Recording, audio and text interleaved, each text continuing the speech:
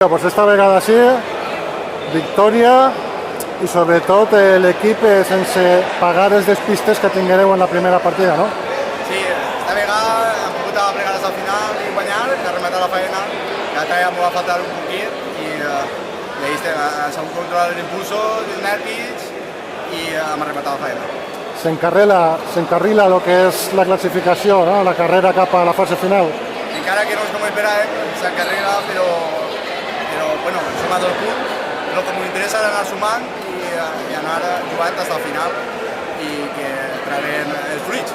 Què me dius de la partida d'avui? Com l'has vista?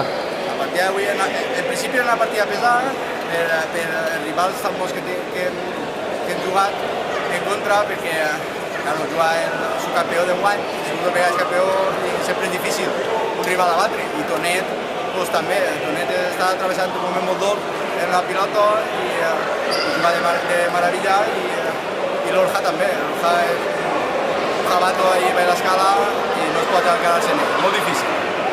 Te'n vas a casa en ferides de guerra. Sí, això entra en el pack. Jo, com de costum, sol fer-me ferides en el genoll perquè, clar, això és un deport de gladiadors, sempre per terra, jugant, la pilota contínuament va per terra, més que per dalt, i per això porto que fem sempre unes ferides, són constants. Enhorabona. Gràcies. No sabia què dir a tu, saps? On és el que poses Això tu?